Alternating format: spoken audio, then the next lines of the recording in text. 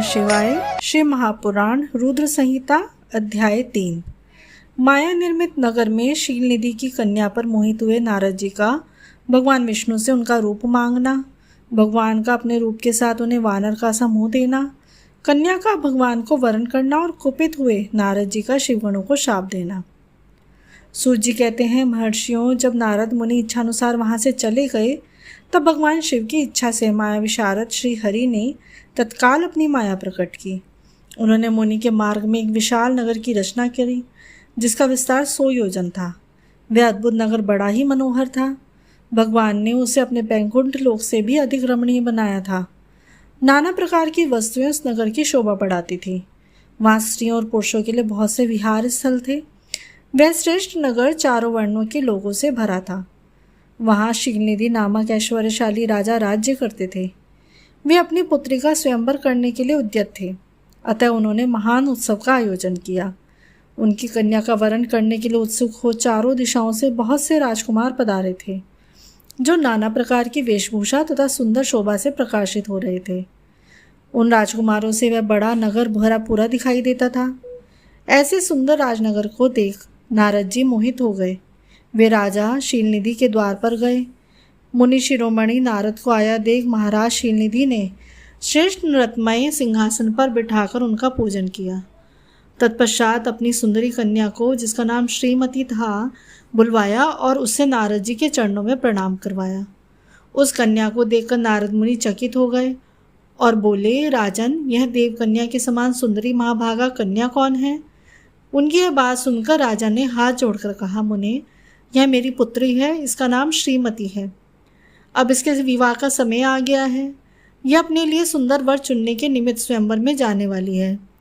इसमें सब प्रकार के शुभ लक्षण लक्षित होते हैं। महर्षि, आप इसका भाग्य बताइए। राजा के इस प्रकार पूछने पर काम से विवल मुनिश्रेष्ठ नारद उस कन्या को प्राप्त करने की इच्छा से राजा को संबोधित करके इस प्रकार बोले, भूपाल, आपकी यह पुत्री समस्त शुभ लक्षणों से संपन्न है, परम सौभाग्यवती है। अपने महान भाग्य के कारण यह धन्य है और साक्षात लक्ष्मी की भांति समस्त गुणों की आगार है। इसका भावी पति निश्चय ही भगवान शंकर के समान वैभवशाली, सर्वेश्वर, किसी से पराजित ना होने वाला, वीर, काम विजयी तथा संपूर्ण देवताओं में श्रेष्ठ होगा। ऐसा कहकर राजा से विदा ले इच्छानुसार विचरने वाले नारद मुनि वहाँ से चल दिए। वे काम के वशीभूत हो गए। शिव की माया ने उन्हें विशेष मोह में डाल दिया था। वे मुनि मन ही मन सोचने लगे कि मैं इस राजकुमारी को कैसे प्राप्त करूं। स्वयंवर में आए हुए नरेशों में से उन सबको छोड़कर यह एकमात्र मेरा ही वरण करे, यह कैसे संभव हो सकता है? समस्त नारियों को सौंदर्य सर्वथा प्रिय होता है। सौंदर्य को देखकर ही वह प्रसन्नतापूर्वक मेरे अधीन हो सकती हैं, इसमें संशय नहीं है। ऐसा विचार कर काम से विवल हुए मुनिवर नारद भगवान विष्णु का रूप ग्रहण करने के लिए तत्काल उनके लोक में जा पहुँचे। माँ भगवान विष्णु को प्रणाम करके वे इस प्रकार बोले, भगवान, मैं एकांत में आपसे अपना सारा वृतांत कहूँगा। तब बहुत अच्छा कहकर लक्ष्मीपति श्री हरि नारद जी के साथ एकांत में जा बैठे और बोले, मुने, अब आप अपनी बात कहिए। तब नारद जी ने कहा, भगवान, आपके भक्त जो राजा शीलनिधि हैं, वे सदा धर्म पालन में तत्पर रहते हैं। उनकी एक विशाल लोचना कन्या है जो बहुत ही सुंदरी है। उसका नाम श्रीमती है। यह विश्व मोहिनी के रूप में विख्यात है और तीनों लोकों में सबसे अधिक सुंदरी है। प्रभु, आज मैं शीघ्र ही उस कन्या की विवाह करना चाहता हूँ। राजा शीलनिधि ने अपनी पुत्री की इच्छा से स्वयंवर रचाया है, इसलिए चारों दिशाओं से वहाँ सहस्रों राजकुमार पधारे हैं। नाथ, मैं आपका प्रिय सेवक हूँ, अतः आप मुझे अपना स्वरूप दे दीजिए, जिससे राजकुमारी श्रीमती निश्चय ही मुझे वर ले। सूत जी कहते हैं, महर्षियों, नारद मुनि की ऐसी बात सुनकर भगवान मधुसूदन हंस पड़े और भगवान शंकर के प्रभाव का अनुभव करके उन दयालु प्रभु ने उन्हें इस प्रकार उत्तर दिया। भगवान विष्णु बोले, मुने, तुम अपने अभिष्ट स्थान को जाओ, मैं उसी तरह तुम्हारा हित साधन करूँगा, जैसे श्रेष्ठ वैद्य अत्यंत पीड़ित रोगी का करता है, क्योंकि तुम मुझे विशेष प्रिय हो। ऐसा कहकर भगवान विष्णु ने नारद मुनि को मुक्त तो वानर का दे दिया और शेष अंगों में अपने जैसा स्वरूप देकर वे वहाँ से अंतर्ध्यान हो गए। भगवान की पूर्वोक्त बात सुनकर और उनका मनोहर रूप प्राप्त हो गया, ऐसा समझकर नारद मुनि को बड़ा हर्ष हुआ। वे अपने को कृतकृत्य मानने लगे। भगवान ने क्या प्रतिज्ञा किया है इसको वे समझ ना सके। तदंतर मुनिश्रेष्ठ नारद शीघ्र ही उस स्थान पर जहाँ पहुँचे जहाँ राजा शीलनिधि ने राजकुमारों से भरी हुई स्वयंवर सभा का आयोजन किया था।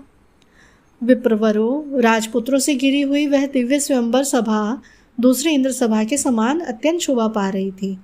नारद जी उस स्थान पर जा बैठे और वहाँ बैठकर प्रसन्न मन से बार बार यही सोचने लगे, मैं भगवान विष्णु के समान रूप धारण किए हुए हूँ, अतः वह राजकुमारी अवश्य मेरा वरण करेंगी, दूसरे का नहीं।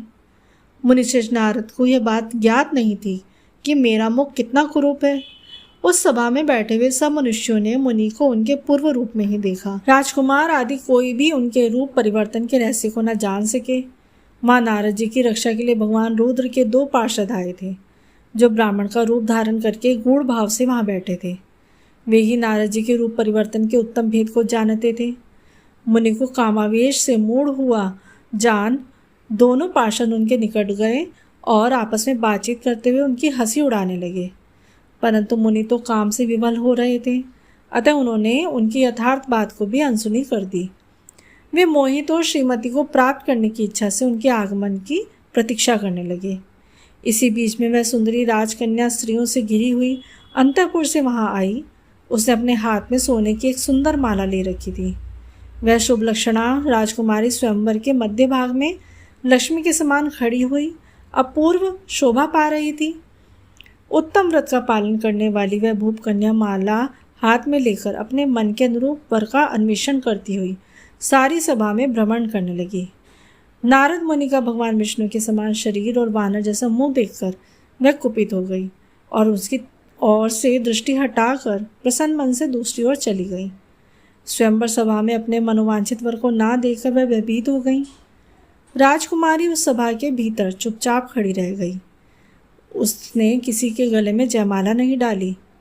इतने में राजा के समान वेशभूषा धारण किए भगवान विष्णु वहाँ आ पहुँचे। किन्हीं दूसरे लोगों ने उनको वहाँ नहीं देखा, केवल उस कन्या की दृष्टि उन पर पड़ी। भगवान को देखते ही उस परम सुंदरी राजकुमारी का मुख प्रसन्नता से खिल उठा। उसने तत्काल ही उनके कंठ में वह माला पहना दी। राजा का रूप धारण करने वाले भगवान विष्णु उस राजकुमारी को साथ लेकर तुरंत अदृश्य हो गए और अपने धाम में जा पहुँचे। इधर सब राजकुमार श्रीमती की ओर से निराश हो गए। नारद मुनि तो काम वेदना से आतुर हो रहे थे, इसलिए वह अत्यंत विह्वल उठे। तब वे दोनों विप्र रूपधारी ज्ञान विशारद रुद्रगण काम विकलंग नारद जी से उस क्षण बोले। रुद्रगणों ने कहा, हे नारद, हे मुनि, तुम व्यर्थ ही काम से मोहित हो रहे हो और सौंदर्य के बल से राजकुमारी को पाना चाहते हो। अपना वानर के समान घृणित मुख तो देख लो। सूर्य कहते हैं, महर्षियों, रुद्रगणों का यह वचन सुनकर नारद जी को बड़ा विस्मय हुआ। वे शिव की माया से मोहित थे। उन्होंने दर्पण में अपना मुंह देखा। वानर के समान अपना मुंह देख वे तुरंत ही क्रोध से जल उठे और माया से मोहित होने के कारण उन दोनों शिवगणों को वहाँ शाप देते हुए बोले, अरे तुम दोनों ने मुझ ब्राह्मण का उपहास किया है, अतः तुम ब्राह्मण के वीर्य से उत्पन्न राक्षस हो जाओ। ब्राह्मण की संतान होने पर भी तुम्हारे आकार राक्षस के समान हो। इस प्रकार अपने लिए शाप सुनकर वे दोनों ज्ञान शिरोमणि शिवगण मुनि को मोहित जानकर कुछ नहीं बोले। ब्राह्मणों वे सदा सब घटनाओं में भगवान शिव की ही इच्छा मानते थे, अतः उदासीन भाव से अपने स्थान को चले गए और भगवान शिव की स्तुति करने लगे।